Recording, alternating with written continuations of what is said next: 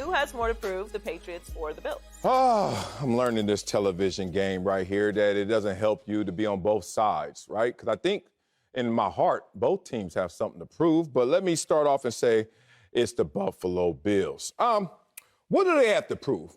They got to prove that they're not a punk. And when I say that, I mean, like, look, the Patriots used to own the Buffalo Bills. I used to be there. I was a Buffalo Bill. And I was like, damn, these Patriots, it seemed like we were better than them. It seemed like we had more talent, more athletic, whatever you want to say, blah, blah, blah. Then you just look up at the score and you're like, damn, they got us again, despite our efforts. So the same Buffalo Bills organization that hasn't beaten the New England Patriots 3 straight games since I was a player, 1999, 2000, needs to go out there and say, hey, we still have dominance, recent dominance over you, New England Patriots. So they got to prove that they're not a punk, because if not, let me tell you what you're facing. Not only are you going to face a team that is going to go out there and play efficient football, a team that is surging at the right time, a team that is the best coached team in the NFL, but you're going to be faced with the haunting ghost of that greatness. You're going to be faced with the uniform, the colors, the mystique, the presence. Everything that you could think in imagery of the New England Patriots is going to bleed over into what you're seeing right now. And it's not even going to make sense. It's going to be irrational, because Tom Brady's not on this field.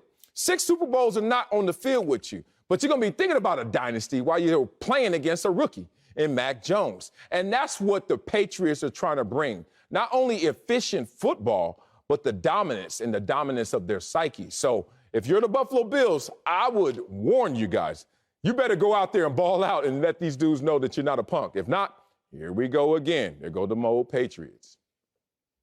Oh, Marcellus, I'm right there with you. I am concerned for Bills Mafia, not necessarily because of the punk out reasons that you outlined. I worry about this team being perceived as soft. And I know it's weird to talk about a team that is number 1 in defense being a soft team, but when they play physical teams this year, they succumb to the pressure. When I look at how they performed against the Tennessee Titans, gave up 146 rushing yards, how they performed against the Indianapolis Colts when they gave up 264. There are 2 things that define you when it comes to physicality and toughness. Can you stop the run, and can you run it? And when I look at the Buffalo Bills in the biggest games, they haven't been able to do either one. And so at some point, with the bullies, the evil empire coming around, the Patriots, we need to see if they can stand up, or are they going to get punked again because they're soft, and Bill Belichick and MJ10 are going to eat their lunch. I'm just going to take their lunch money. I'm worried about that. McCorkle, I love it. That MJ10 thing is amazing. Yeah, that ain't going to sell. I love it. That ain't it. You're not going to follow the MJ10 program?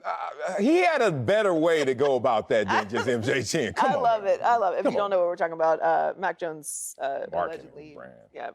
Just got the MJ10 brand now going. I think it's the Patriots, and it's because of MJ10. It's because of McCorkle. This is not the Tom Brady. That's his name. His mama called him McCorkle. This is not the Tom Brady Patriots. This is not the dynasty. Just because Bill Belichick is there still, this is a new chapter. So I'm all in on the Patriots. I said, I believe the last time I was on with you, Marcellus, if they beat the Titans, I'm done. I submit.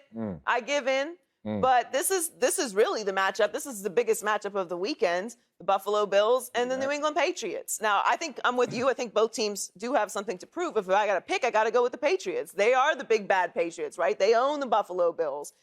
McCorkle is going to be let me stop. Mac Jones is going to be the offensive rookie of the year. He's done an amazing job in this very difficult system.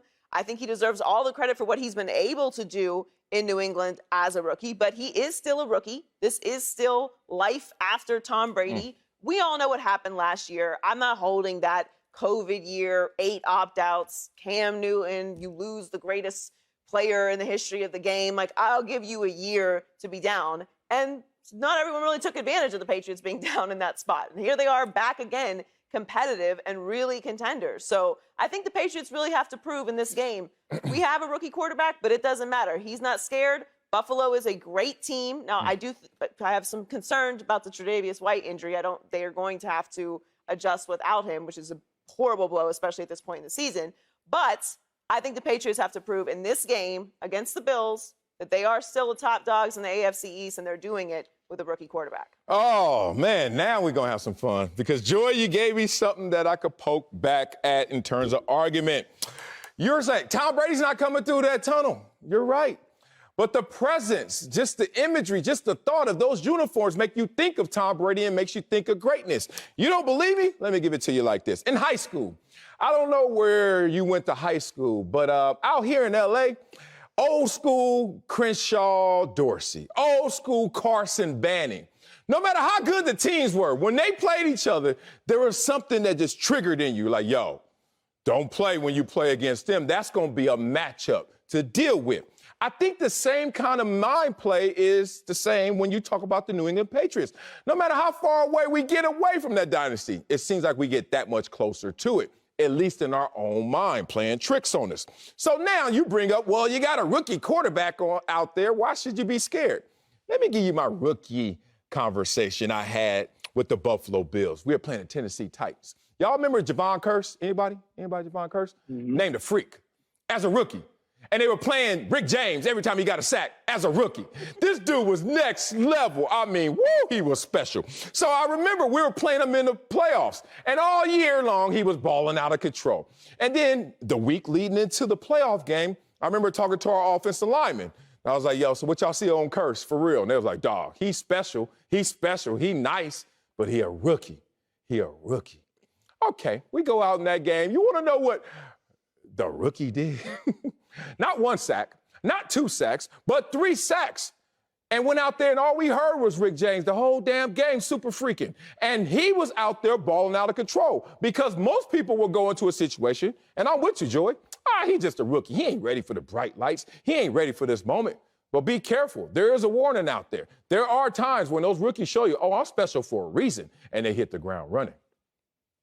You know, it's funny because you talk about the rookies and those things, but it's about the nemesis. To be a champion, at some point, you have to dispatch the nemesis. When we go to the basketball, we think about those old Bulls teams having to knock off the Pistons or LeBron's Cavaliers having to knock off the Celtics because it's something about earning the right to be recognized as one of those next teams, the next coming.